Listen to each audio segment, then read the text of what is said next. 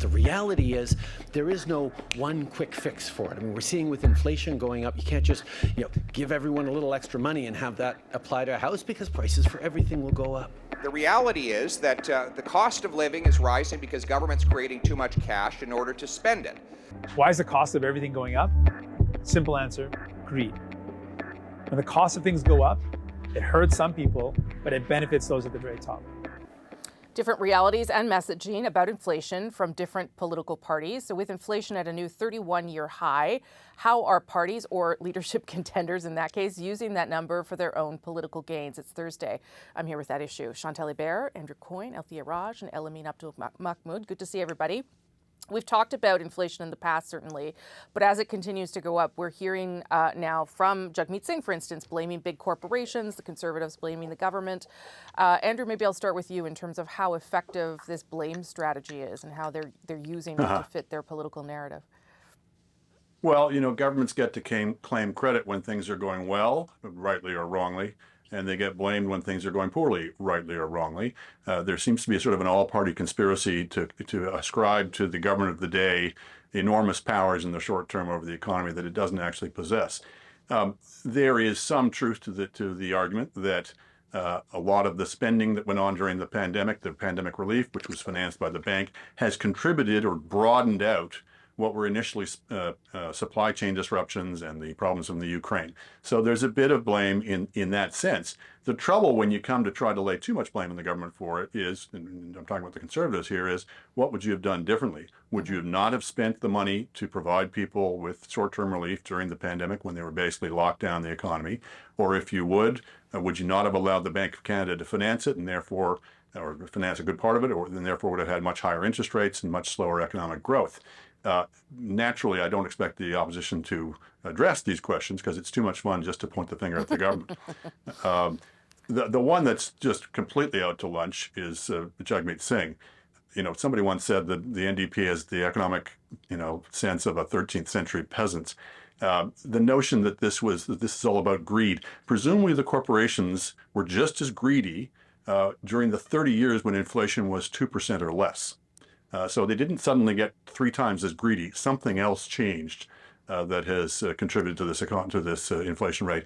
It just is so simplistic to be saying, well, it's just a bunch of greedy corporations. But it is so interesting to see them all use it to fit whatever ideology or political perspective they have. Chantal? Yes, and it is the privilege of the opposition parties to simplify, and the fault of the government that it cannot explain complex issues because they are complex, and it goes to the notion that everyone is noticing that the cost of living is going up and going up really quickly. And for a few generations, this is a first-time experience, so it's even more jarring. But I'll just make 2 political comments. For one, the Liberals, having sheltered themselves from an election anytime soon, will be looking with interest at what happens in the Ontario and the Quebec election campaigns, because those will be issues in those 2 campaigns, and they're the 2 big provinces when it comes to federal elections. The other thought I had thinking about these developments over the past few weeks is, in the end, probably Justin Trudeau is thinking to himself that he was wise to call a snap election last summer. Yeah. Because had he not, he would be really vulnerable to an election this spring. And I'm not so sure that the outcome would be as good as not as good as he wanted result last fall. Yeah, that's an awfully good point. Althea, what do you make of how the opposition parties are using it and then the government's response? Yeah, I mean, to Chantal's last point, I think he's probably kicking himself that he didn't go last spring. But she's right to point out that he's glad that he went. I noticed something today I thought that was rather interesting. To the others' points that the opposition parties are oversimplifying and basically picking and choosing their facts about what is contributing to the situation we're seeing right now.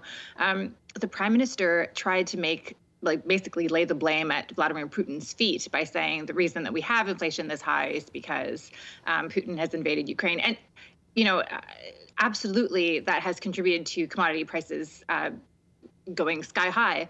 But that is not the sole reason, right? Just in the same way that it is not the sole reason that the Liberals sent money out the door to millions of Canadians during the pandemic, and it's not the only reason that some grocery store chains have inflated their prices more than inflation has gone up, because there were some stories about that.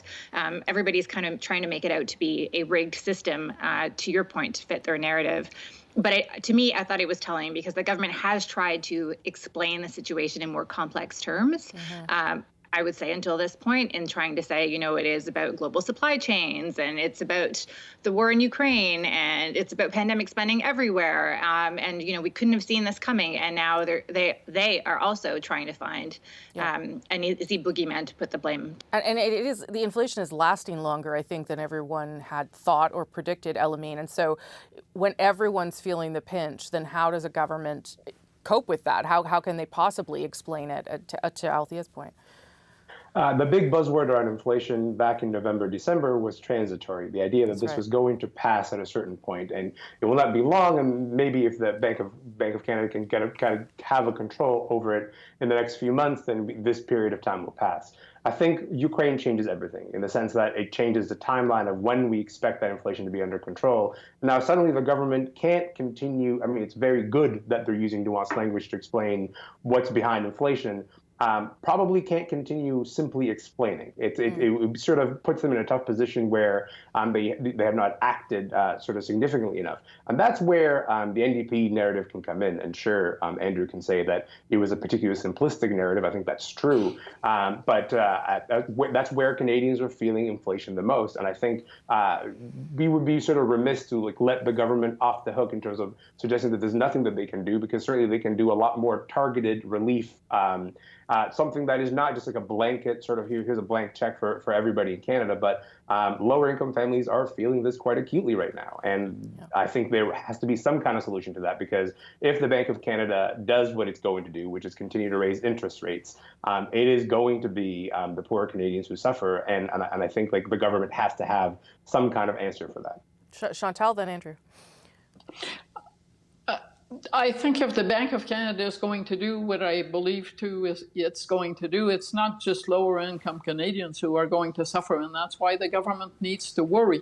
It's going to be middle class Canadians, families who have bought homes or who have mortgages, and that's an acute problem for a government. And that goes to the second probably good idea that Justin Trudeau feels he has had, which was to strike that deal with the NDP and shelter his government from an election anytime soon. Andrew? There's an old adage that all economic news is bad, and I think we're about to see living proof of that.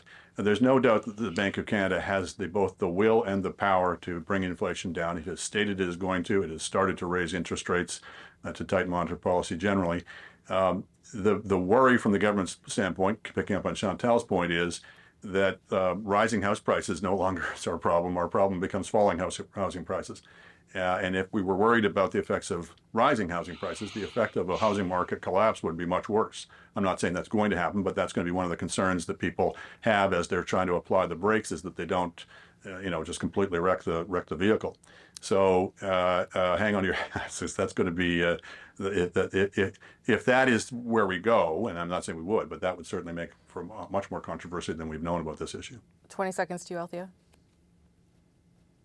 Yeah, not just that the home prices are going down, but I think to Andrew's point is that people are going to have a hard time paying mortgages that they probably should not have purchased back when house prices were sky high. And that is something that everybody is very concerned about. But there are things that governments could do. I mean, to Elamine's point, provincial governments could probably index welfare payments because, to his point, they are feeling the brunt of it. And there are some federal programs that could be indexed as well. But we've already seen the Liberals move in that direction federally. Last word, Elamine. There's something to be said, I think, about remembering that while it's true that middle-class Canadians and lower and like new homeowners will feel the brunt of this, what we do to protect lower-income Canadians, I think, will reflect where we are as a society. I think we've been falling really behind on that, and this particular run of inflation has been hurting them the most, and I think it's going to continue to get worse. 61 additional Canadians were sanctioned by Russia today, including several premiers, a response from the Kremlin to Canada's own latest round of sanctions. But there was a different kind of response from Canada and its allies at a G20 meeting in Washington. Chrystia Freeland joined other finance ministers and central bank chiefs in a walkout when the Russian delegation spoke, a move she says was meant to send a message from the world's democracies. So was it the right response from Canada and its allies? Chantal, Andrew, Althea, Elamine, back for another round of At Issue. And I don't mean, was the walkout just symbolic? I guess I'm just wondering whether that, at this stage of the conflict, does anything, or whether we need to be at a point where we are at least listening to what they're saying, or at least at a table where they are. Althea, why don't you start us off with that very easy question? I think the point of the walkout is basically for us to talk about it, which success, we're talking about it. Right. That's the only thing I can see where it's actually beneficial. I think the allies, Western allies, want to keep this story at the forefront. Chrystia Freeland certainly wants to do that. President Biden has said he thinks that Russia should actually be not part of the G20 at all. But I think the walkout, the walkout that Mira Nijeri led back in Geneva, I think it was just a few weeks ago, is basically aimed at getting us to talk about this so that the Ukraine story remains at the forefront, that news carries it, that is, people are thinking about it. The more people are thinking about it, the more governments are willing to act. And they believe that they need to act. So they want to encourage that public pressure. Chantal? And also want to tell public opinions that may be worried about this, that they are still doing something, if you call that something. It was interesting because it came on the same week when Canada announced that it would actually send lethal weapons to Ukraine. That wasn't the most interesting part. The most interesting part from where I sit was that the NDP and, among others, actually agreed. Which means that all federal parties in this country are now on side with the notion that we are getting further engaged in this conflict. And that's a development that was not on the map a month ago. Yeah. Elamine.